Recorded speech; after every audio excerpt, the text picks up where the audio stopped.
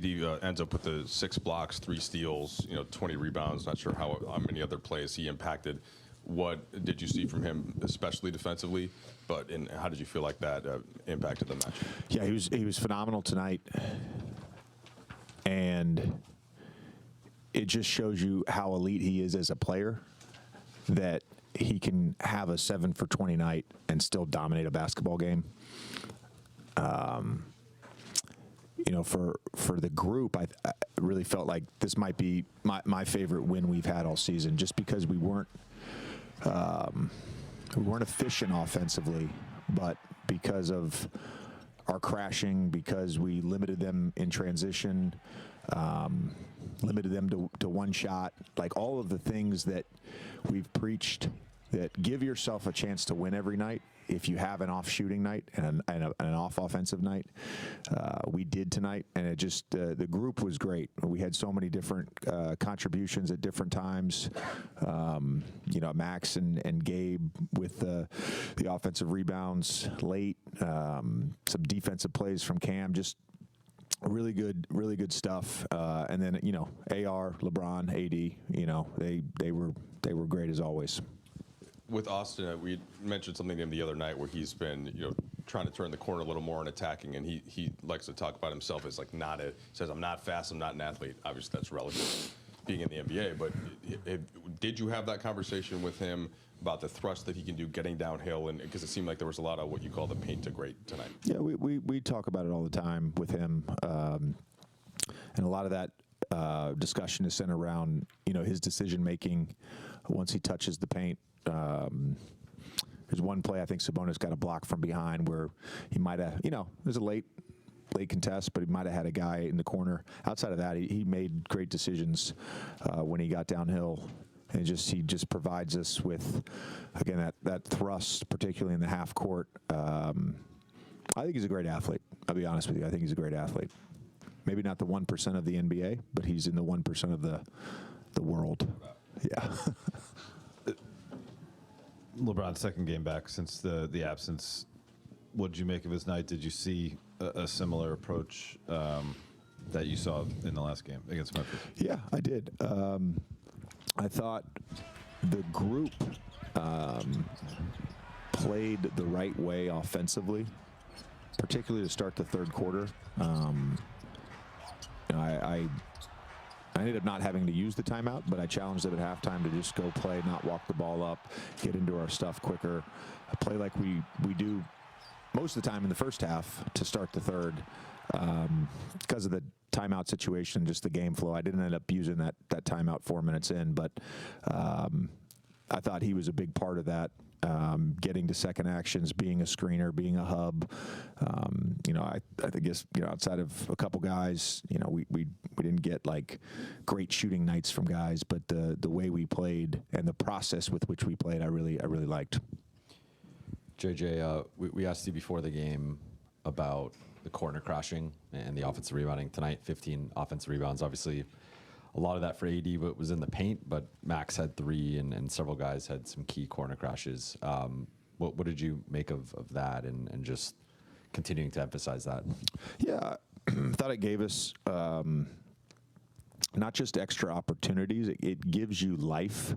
You miss a couple shots in a row, it can be deflating. I think we were plus 14 or plus 15 in scoring opportunities tonight. So in terms of the possession game, we did a really good job, both with our turnovers. I think we ended up with 11 3-shot clock violations. But that was big between that and the crashes and our ability to just get multiple stops in a row on a poor shooting night was huge, particularly on the road.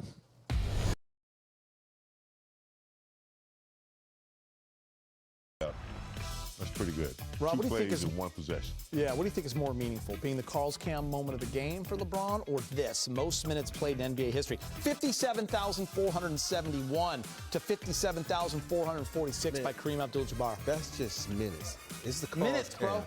It's Carl's Cam's bigger. Minutes don't mean anything if you ain't got no car with you. You can't eat minutes. You can eat them burgers. That is a The minutes really good gonna make point. you want to eat burgers because you need some nourishment. Very good point.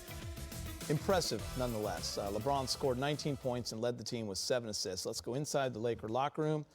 He's with Mike.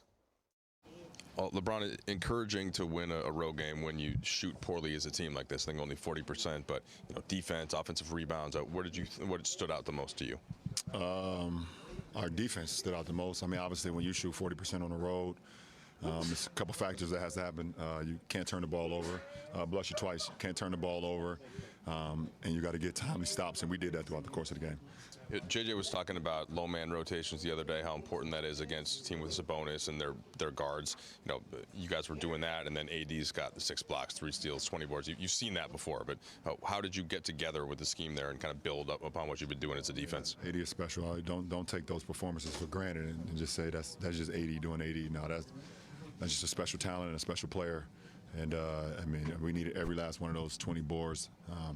And everybody just tried to protect him. I thought Maxey was great. His offensive rebounding, was great. And I thought Gabe and D'Lo came off the bench and gave us a big time boost.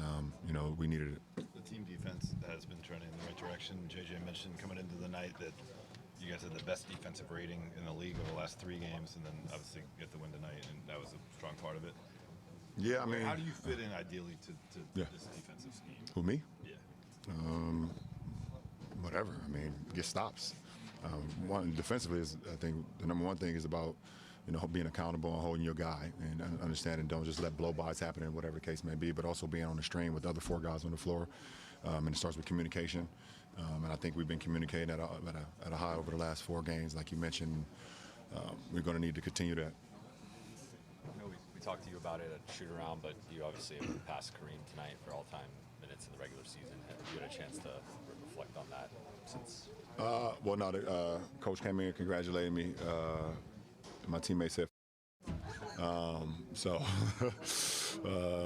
told me I'm old as hell and all of that. But I mean, like I said, it's a pretty cool honor. Obviously, anytime I'm linked with some of the greats that have ever played this game, and to know that I've been available to my teammates, to know I've been able to do this at a high level over 2 decades, and continue to put myself in record books in this game of basketball that I love so much in the best league in the world is pretty cool, and it's very humbling. Your playoff minutes, I think, are about 3,000 more than number 2, which is Duncan. Do you hold that in even higher regard than the regular season minute totals, just for sort of what it says about the run, or is it? They both are special. I mean, obviously, you set your mark and trying to make things happen in the regular season to prepare for the postseason. It's all part of the process, and I've been able to have some deep playoff runs and play some meaningful basketball games in my career into the postseason. So they both have a special meaning. You can't have one without the other. JJ called this one of his favorite wins of the season for, I think, process-wise. What did you like about it, process-wise? That we just stuck with it. Like you said, we didn't shoot the ball well at all. We did get to the free throw line. We shot the ball